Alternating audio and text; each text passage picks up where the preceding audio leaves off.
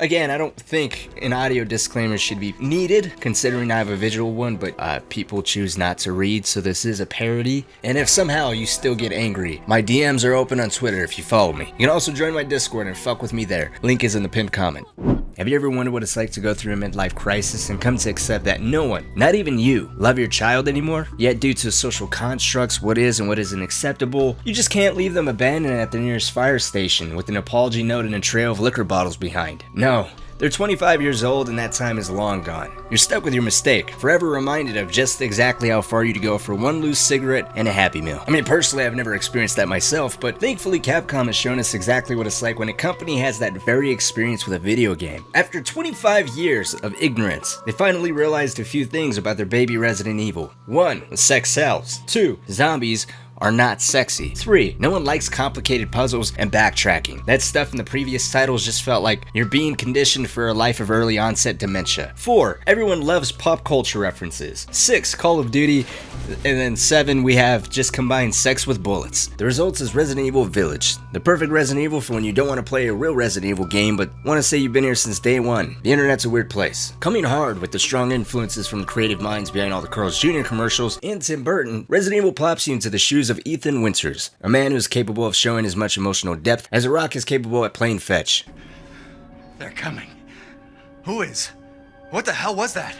He's also self-aware as someone that's been comatose for the last 8 months. Luckily for us, the developers are also well aware that they've put in as much effort into Ethan's character as EDP put into his alibi. Well, I was actually coming out here to pick up a cupcake. And therefore the real stars of the show are literally anyone that isn't Ethan. But you will be spending most of your time hunting down and ultimately focusing on the 4 lords of the game, each of which with their own unique gimmick and region that they all rule over. First of which being the giant sexy vampire lady, which let's be honest, 90% of us bought this game for. Her region places you inside a giant mansion where after being forced to escape the very place you want to be in, I mean, let's be honest, is this not what a boss room looks like? I waited here for 20 minutes hoping she'd come back. After having no choice but to press on, you'll be confronted with what some people will describe as living through a rich suburban kid's worst nightmare, being locked out of rooms that their parents don't trust them to go into, and then banging on the piano disguised as lessons for their approval. Remember how I said Capcom learned no one loved complicated puzzles? There you go, you just finger F.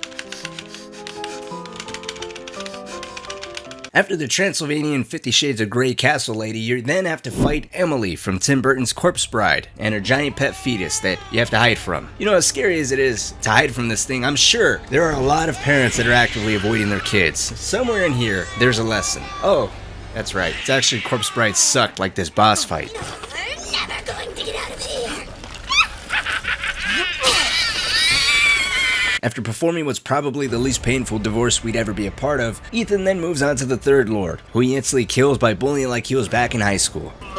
Miranda sent you to slow me down? You're pathetic. After the cold-blooded murder of the handicapped fish, the game finishes off with the last Lord, who turns out to be none other than Hillbilly Magneto. And you might think this is exactly the point where the game is going to end because, you know, the game director Shinji Mikami clearly ran out of ideas, with somehow the best part being at the beginning of the game, but you're completely wrong.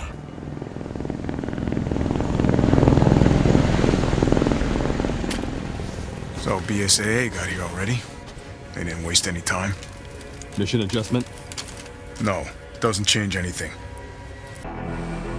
Bravo 6. Going dark. Start clear!